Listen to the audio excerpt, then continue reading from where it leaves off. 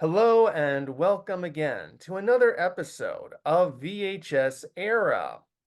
Today, we are talking about not just one movie. No. We are talking about two movies.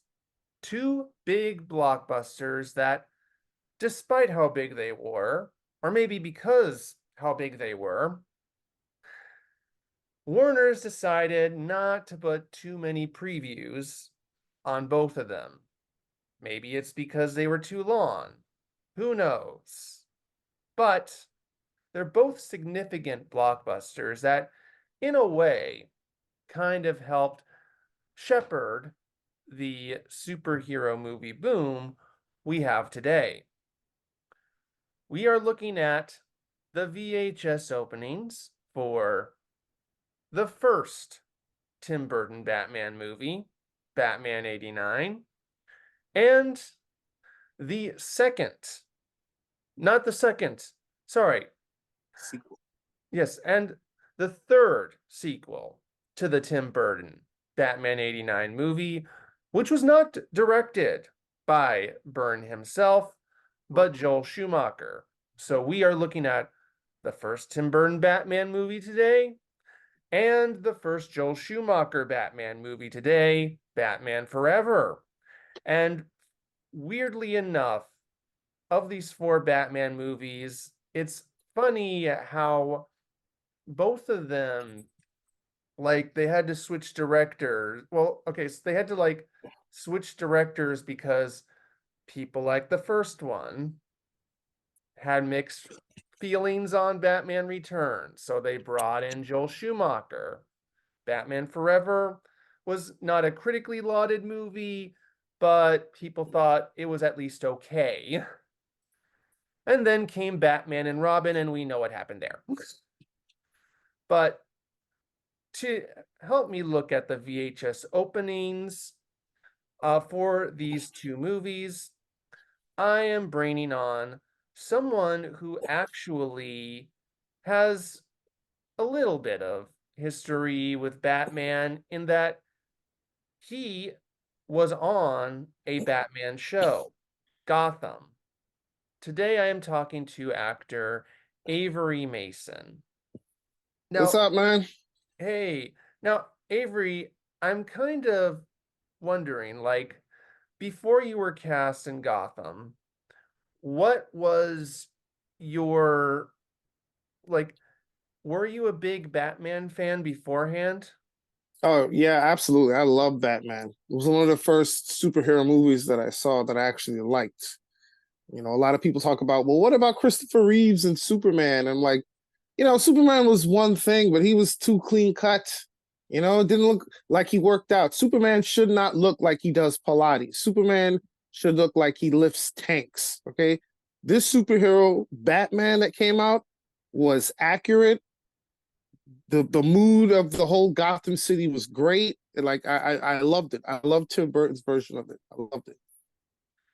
Yeah, so what were your feelings when they then kind of switched it to Batman Forever, where it was a bit more clean cut and colorful? What were your thoughts? I mean, you know, I didn't like it as much as the first two. Okay, but I understand it's like it's the business and people change and people want different looks. Batman Forever it was all right. We got some more villains in there. Just it just seemed a little. It started getting a little cartoony. And for those people who don't know who Joel Schumacher is, just think Bad Boys, right? No, Right? that's He did. actually that's not That's not he did him. no, he did The Lost Boys. I'm. Thank you. I meant to say. You can see too. It's the boys in my head. It's like, wait a minute. But yeah, I just I didn't dislike it. I just preferred Tim Burton's version of Gotham City as opposed to his. Honestly, he's not a bad director. He's not. But I just you get used to something, you like how it looks, and all of a sudden it's like, oof, and it's like, I like it because it's Batman, but I just didn't. Overall vision was you know not for me. Yeah, and he also and I was wondering like just beyond the Batman movies though, like did you read the comics, watch the cartoons? Mm-hmm. Yep, I watched every day after school. I watched the Batman the animated series. One of my top, if I get sick, if I had to get stuck on an island, and there was only one thing I could watch, it was a cartoon. It would be Batman the animated series. I mean, that show was for me as a kid. You just watching it. There's great storytelling. There's great animation. Um, I was a big fan of the comics. I had a couple of the comics. I definitely had the Nightfall stuff. And the one where Bane broke Batman. I had that. Um, and I kind of watched the old stuff, the Adam West Batman, just because it was Batman, and I just wanted to see what they thought it was like back then, and all the zany biff bams. It made me laugh. That was to me was like a comedy kind of. It was like Batman doesn't talk like that. Holy smokes, Robin! It's the Joker. His dastardly team. It's like it's kind of over the top, which made me laugh. To me, that was comedy. But I watched all of the Batman stuff, except the new stuff. Hold on. They have the new Batman's called The Batman, which it's kind of like a watered down version of Batman. It's like kid friendly. I don't like that one.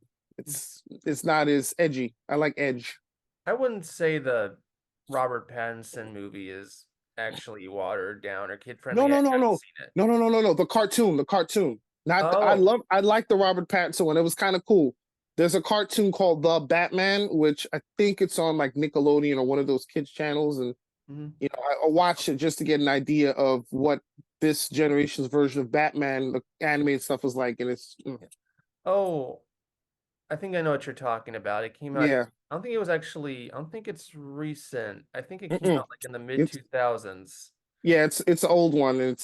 Yeah, It's I remember like Batman was like a lot skinnier and the Joker had dreadlocks. that. Thank you. There you go. Let's talk about it. Yeah, Joker had dreadlocks. Joker was sitting there with Bob Marley. What's going on here? How does the Yeah, Joker look like that? What's happening? I don't know. I don't even remember if I've ever watched a full episode of that one. Probably did. Probably Mm-mm. just like bits and pieces of it, like in reruns or whatever. But Mm-hmm. seeing as you are a Batman fan, like what was it like to be cast in Gotham? I mean, it was a great feeling, dude. I mean, I was excited because I'm a fan of the work, and I'm actually also a fan of the show Gotham. I know a lot of people aren't as much a fan of maybe prequels because they feel like, but to me, to see where certain characters developed or how they got to where they are in the Batman universe, to me, I love that. I love seeing Bruce Wayne when he was a kid and still trying to figure stuff out because they never really focused on that uh in any other aspect of it. Like you got bits and pieces of it in the animated series. You didn't really get anything about his childhood other than he saw his parents get shot, and then you get flashes. But this focused like totally on like Jim Gordon and him. So for me to be on that set was amazing. I got to work with some really cool people, and it was a ton of fun. I Yeah. loved it. I actually auditioned for Gotham myself once as a cop. Uh, Mm-hmm. Unfortunately, I didn't get it, but I was kind of curious, like, what your relationship to Batman was like, because for people who don't know, and I say this as someone who's not only worked as an actor, but worked on as a talent agent, I won't say which one, um, NDAs and Mm-hmm. confidentiality and stuff like that.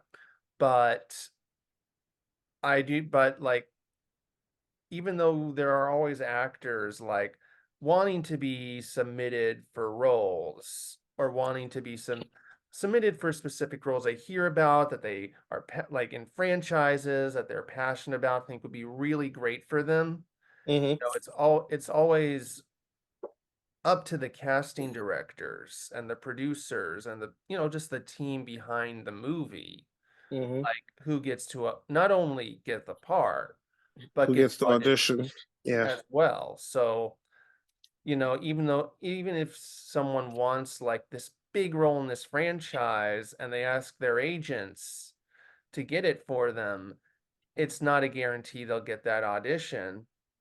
And on the other hand, because like there are so many reboots, that we have to submit for, Mm-hmm. it's not like we're not just going to be thinking about like reboots, or just any type of franchise. Like we're just going to be looking at which actor, is the right person for the job. Which actor could be someone who could be the right person for the job and could hopefully get booked. So we're not always thinking, oh, this person loves this series, let's book it. It's like, oh, this person could be a good fit for this series. But as someone who's also worked as an actor and had another talent agency, not the one I was working for, represent me, like I do remember once I auditioned as a teacher for this kids movie based on this popular book series. And I and like I've heard of this book series. It did come out when I was a kid, probably came out even beforehand, so I was aware of it, but I wouldn't say I was ever like a huge fan of that franchise. So of course, Hmm. I did the I didn't get the role, but I prepared and thought my character motivation would be and all that stuff. But I'm just sort of getting an insight that, when it comes to any franchise, it's not always like people auditioning for it are necessarily the biggest fans of that franchise. That's true. That's true. So that's why I was sort of curious. Yeah, you hear about some actors sometimes they get asked to do roles and they're not familiar with the work. And they're like, oh, they talk in interviews like, oh, I had to just kind of go back and watch it, just kind of see what it was. I'm always like, wow, you're not a fan. To me, I guess I romanticize it to where I'm like, if you're an actor, sometimes you get asked to do something from your childhood. You're like, oh my God, I'm a big fan. I love the work. But a Mhm. lot of times people are like, nah, I got to go back and watch a couple things to see what it was. 'Cause a lot of times some actors, they want to kind of make it their own instead of feeling like maybe they're kind of copying what someone else is doing.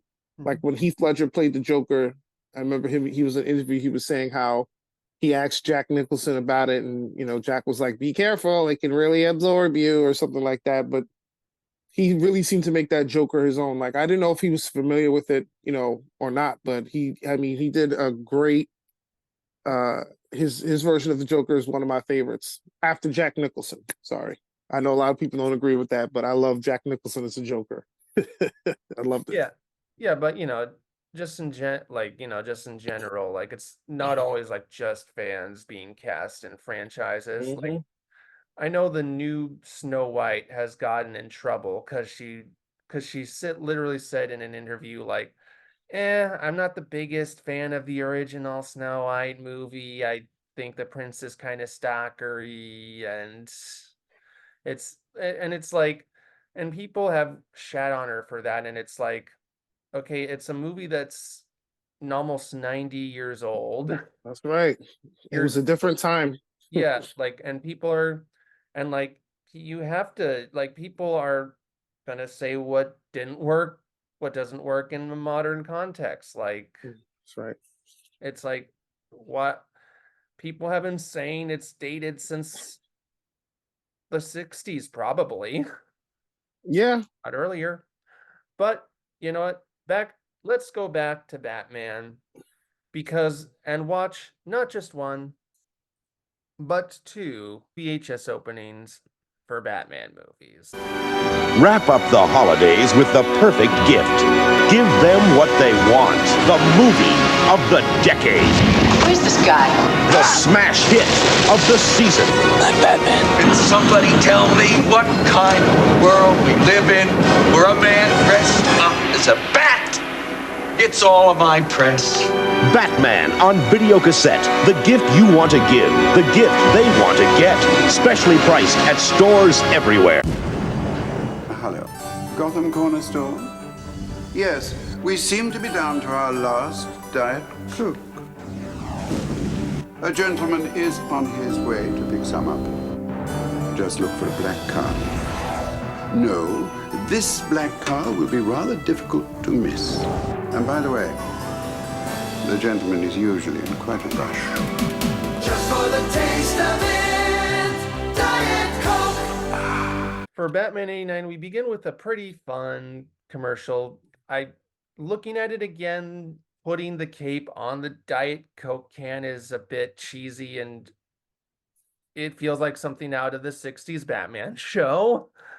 But yeah, it's just sort of a fun little commercial, like seeing Batman just like a civilian, like he's an Hmm. ordinary civilian trying to get a Diet Coke, just like ordering it just like any schmo would. Like there is something kind of fun seeing sort of the contradiction between like just being a normal schmo ordering their foods or drinks and it being like this superhero like Batman. Hmm. Like, what are your thoughts on this commercial? I thought I loved it because I thought it was like a fun little. The only thing is, I was like, why would he would take the Batmobile? It's like maybe there was some girl that worked at the grocery store, the corner store that he liked, that he had to take the Batmobile. Like I'm sure Alfred was like, "Sir, you don't have to take that car. As a matter of fact, you should probably take one of the others." No, no, no. I'll use this one. It's faster. I'll just be for 5 minutes. He just drives down to the corner store and he pulls up, and the girl's like, "Wow, that's your car?" He's like, "It's my ride, my weekend ride." Mm, But I loved it, man. I'll say this for those of your viewers who are watching this and maybe they're not of that generation. Before DoorDash and before like Uber, people used to go out and get their own groceries, and Batman was one of those people. Did not have apps or have delivery people do it like that. You had to go and get your own soda. But it's an awesome thing. It's like it's a totally like late 80s, early 90s commercial. You could just feel it with and also you could tell by looking at the can, but the energy of the commercial, you could just like you could tell it just had that 90s energy to it, man. It takes me back to the time, dude. I actually love it. I love those years, man. It was a great time. yeah, I will just say, not to be particular, but in reality, Bruce would just make Alfred get the Coke. He would. He just I'm thirsty. Yes, Master Bruce. But you know what? To be honest, while it is a fun commercial, I don't think those marketing people are really thinking, would this character really do this? I think they're just more thinking like, would it be funny and or cool to see someone in the Batmobile go to get a Coke? Yeah, truthfully, I think they're just trying to find a way to tie it into the movie. There's no real rhyme or reason to it. And those people probably didn't watch Batman as like fans, but they probably just trying to fulfill a contract, to be truthful. So that's probably what it was. But I still liked it. I was like, it was cool. I was like, nah, they tried. And I like that guy, Alfred. I can't remember the actor's name, but I also liked him.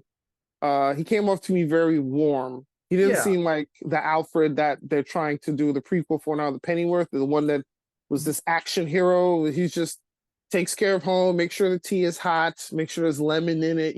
That's that Alfred. Read your story before you go to bed, tucks you in. That Alfred from Batman 89. I like him. Yeah, actually, that is another fun thing about the commercial. Like Michael Gough could have just phoned it in, said, this is just a stupid commercial. I'll just say my lines for the paycheck."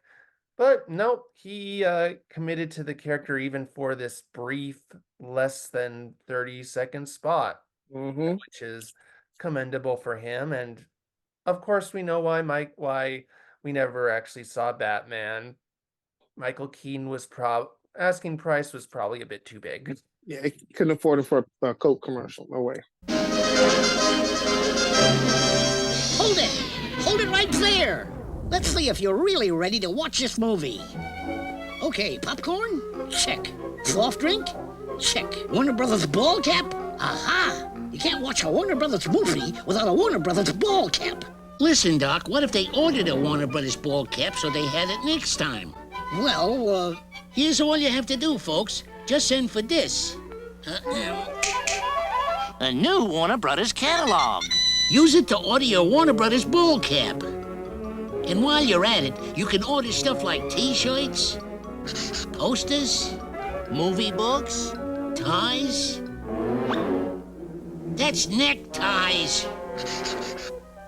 It's all in the catalog, which you can get now by dialing this 900 number.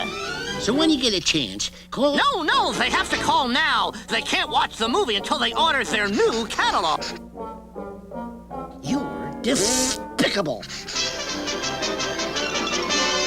Don't forget to call, folks. Before you call. Yes. Yeah. That is a sort of a fun. Yeah, that is sort of like a fun, like just catalog ad. If there are two things that kind of hold it back, it's that even that I think that was like Mel Blanc's or one of his last times recording the Looney Tunes, and he sounds fine as Daffy. You can kind of tell he's starting to sound a little tired as Bugs, and there is kind of a knowing what we know now about the situation. Listen, Doc, what if they ordered a Warner Brothers Ballcap so they had it next time? That he was ill at the time. I guess the only other thing, if I have to be a nitpicky McGee, is like it is kind of funny that this is supposed to be the darker, edgier Batman after the Adam West Batman, and you still begin with the Looney Tunes. I remember seeing it in the movies, and I remember seeing that. That took me back. Thank you for showing that, because that made me laugh. Because I'm like, I remember that. There was no internet. Like you had to send it for a catalog and like or call and order stuff. Ask your parents' permission before calling is 900 numbers. That is all 80s and 90s, boy. That's fun to see that and remember that. Like, wow, we used to have to call somebody on the phone to order stuff like hats, ties. They're just trying to shill all the products because they know everybody's there watching this movie. They're like, no, we got to get these out, man. People got to buy this stuff. And they were right. I mean, people bought all the Batman stuff. They bought all the Warner Brothers stuff they could get. I mean, it was a cash cow for Warner Brothers. It was like a big, because they hadn't had a hit. Think about it. When was the last time before Batman '89 that Warner Brothers had a comic book like do numbers like this?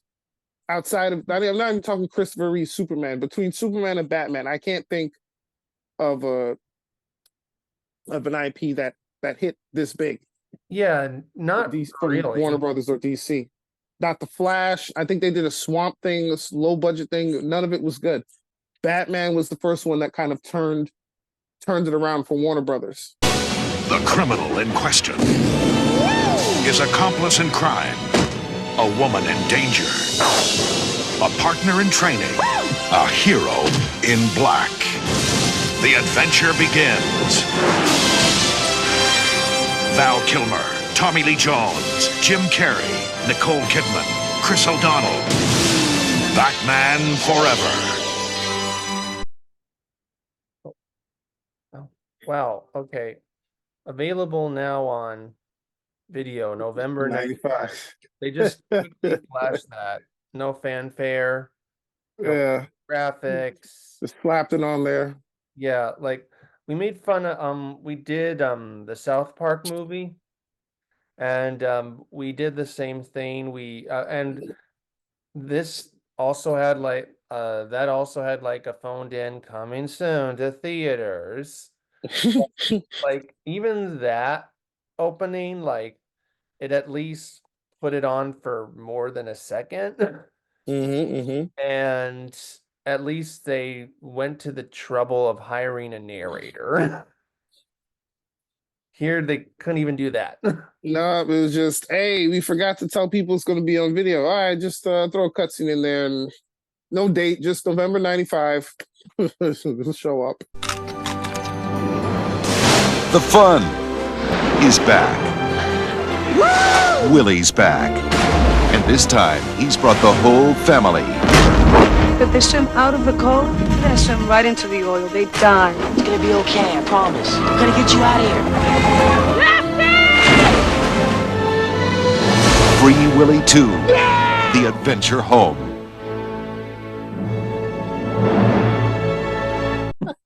I'm dying here. I forgot how bad that was. Oh my God. Yeah, honestly, as someone who, it's weird. It feels just like Free Willy in general is like the forgotten franchise because they made like 2 sequels, and I think I heard another sequel with Steve Irwin's daughter like 10 years ago. Yeah, Bindi. Yep. They Yeah. did one like they did do that. Yeah.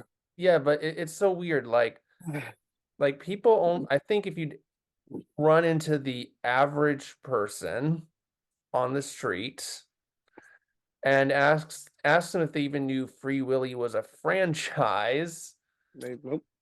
I think they'd just be like, oh, the movie with the whale who jumps over the kid. Yeah, Freely was a '90s version of E.T. Okay, this is the new. It was a new thing. I can talk to the whale. Yeah. I think I'd be surprised if anybody knew there was more than one like Free Willy movie, if they even remembered it. Yeah, but again, it is just like the movie with the kid and the whale. Like it's so weird, like to think that it was at the time a cultural phenomenon, and now it's like you barely see most people put it on like the list of top 10 films from the 90s. And you know what's funny? It did really well at the theaters. Like it did really well, but you gotta understand it was a different time. The kind of stuff people liked back then was different. So a movie about a whale that was smart and a little sassy, had some attitude. It was just like, yeah, he's he knows the kid in the movie like the girl, so he kind of like bumps the kid and makes him fall. And so it was it's the stuff we came up with at that time, though. It's a different time. Yeah, but just watching that made me laugh, dude. I love it. Yeah, but I guess you could almost say it's like the kind of movie people think the James Cameron Avatar movies are. They're like, oh, they have no cultural impact. How are they doing so well? And it's like they have more cultural impact than the Free Willy movies, I can tell you that. Lasts a lot longer. I don't see anybody on a lazy Saturday afternoon saying, what do you want to watch? Batman? You want to watch Transformers? You got Free Willy? I love that movie. Free Willy. I just happen to have the DVD collection. Oh, man. No one's ever said that. A kid from the suburbs is in the jungle of China. This reserve was set up in order to save the panda. Now, with a little help from a friend, Johnny's not gonna die. I'm not gonna let him. he will attempt the impossible I'll have you know I earned a couple of merit badges. and save the pandas. The amazing panda adventure. It's just like Indiana Jones. So basically, they followed up Free Willy with Free Willy with pandas. Sorry, I'm not buffering. I'm just shocked at what I just saw. What? Yeah, It took a 12-year-old to save the pandas. Yeah. They didn't call it any of the wildlife rescuers. Let's get this 12-year-old kid from the suburbs. He runs away from home. His parents don't know he's there, and he's out there saving pandas in the middle of China. Yeah, but it really does kind of look like the movie that Warner Brothers is like, hey, Free Willy was a hit. Let's do the same thing, but with pandas. Let's find a different endangered animal that we can put in there and see if we can get the same results. Oh boy, yeah, that was you know what? I feel like that's the kind of thing that still happens now in the movie industry where they see one thing works and they're like, all right, well, let's make the same movie. Let's just kind of put a fresh coat of paint on it, change the characters, and give them the same plot. I feel like they still do that. They still do that stuff. Oh God, definitely. Like, hell, we're talking about the two Batman movies, and the DC film division has been kind of struggling for almost 10 years now, because it seems like because their movies have been so hit and miss both financially and critically and with audiences. It's the problem is, dude, and this is just my opinion. The movies come off cartoonish. Like it doesn't seem. I mean, the MCU stuff kind of seems less cartoonish. I know it's weird to say that because you see some of the stuff they do in there, but when I mean cartoonish, it's just how the characters come off, the world that they live in. It doesn't seem as like serious. And I always felt like for the DC movies to get better, they got to get the people who do the animation. That Warner Brothers animated stuff is untouchable. No one can touch. I mean, I love all that animation. So I don't know if they could get those people who write the animated stuff, like the Teen Titans, the the Flashpoint stuff, all of that stuff. Put that in the movies, and then maybe that will help. But I don't know why it's like that. Yeah, well, I think it's what you're saying. Like they're trying to copy. They've been trying to copy Marvel so hard Mm-hmm. instead of just, doing their own thing, and it doesn't. And but while Marvel at least had some sort of direction, like Mm-hmm. feels like they're trying to do uh take out everything but the kitchen sink. I think that's the Yeah, term. Hopefully this new DC universe that they're doing, hopefully things come off better. I don't know, man. It. Excuse me. I watched the Justice League movie. Gotta tell you, I didn't like it. When I saw the Zack Snyder cut, I was like, well, why didn't they put this one out? This is way better than what they originally put out. I like the Snyder cut, even though it was a little longer. That was the story, that experience that I was looking for. It felt more organic, and I enjoyed it, even though it was like 10 hours long, but still good. I compare you to a kiss from a rose on the grave. Ooh, the more I get of you, the stranger it feels, yeah. Now that your rose is in bloom, a light hits the gloom on the grave. Only one soundtrack is forever. Batman Forever. Another show, another soundtrack promo. I don't know, the wavy graphic was cool. Other than that, there's not much to say about it. Seemed like it had, I mean, the Batman Forever soundtrack is great, but it was just kind of a regular soundtrack promo. Besides that, Yeah. I guess the soundtrack is forever. That was corny. I know they tried it. They tried. But other than that, it's just kind of like a nothing promo. Yeah, pretty much. I mean, it was, they were selling the album, but I gotta tell you, that Seal song pretty much that defined the movie. Like whenever you think Batman Forever, you think Kiss from a Rose, and that's what made that album sell as much as it did. People wanted to hear that Seal song. Like I don't know how old the age of your viewers are, but you couldn't go on iTunes and just buy the single. You had to buy the entire album to get that one song. And that song made the movie. I mean, don't get me wrong, the movie was decent, but that song was like what I think drew more people, and it was a huge hit for Seal. Because he had that song out for a while. He told the story like it wasn't doing numbers. They asked him for it for the movie, and once they put it to the movie, boom. Yeah. But yeah, you know what?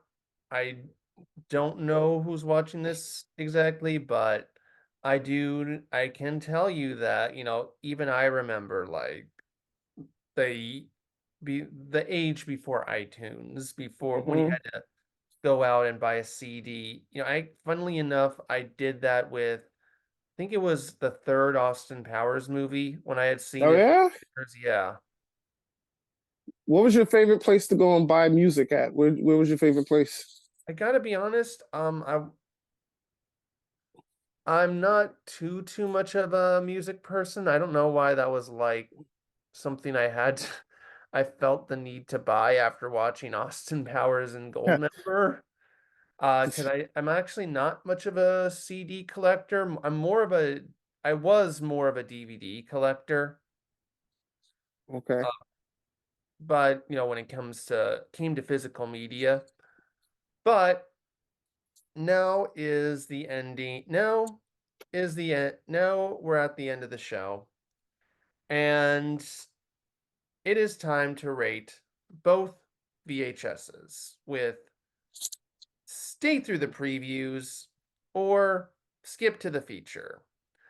Let us first rate Batman 89. And I would say that while it was just one commercial for Batman 89's, one of Batman 89's emotional partners, and one commercial just to promote Warner Brothers products. They were two really fun commercials. I wouldn't mind taking out the, what was it, 1 to 2 minutes, uh 1 to 2 minutes each to sit through them and watch them before the movie. So I would say stay through the previews for that. Yes, Kev, I'm going to agree with you on that. It draws your attention in. Bugs and Daffy are iconic characters.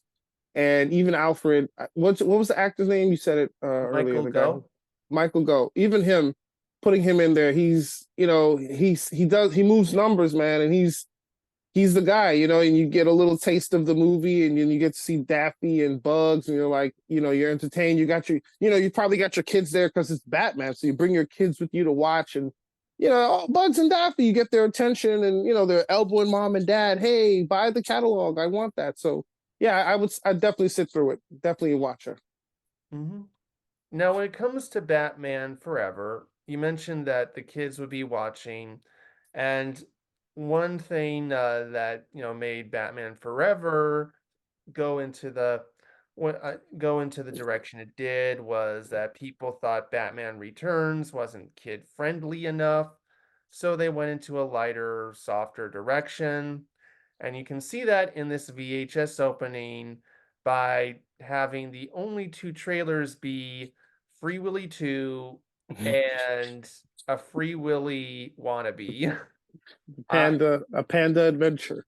Yeah, look, nothing against the actor himself. I'm sure he's a perfectly nice guy, but but when he was a kid, I'm sorry, dude, if you're watching, in the 1% chance you're watching this, maybe it was the director's fault, but your performance looked annoying in that trailer. I'm sorry. I'm hoping you're doing okay. I really am. But I would say that both trailers were uninspired, as was the soundtrack promo.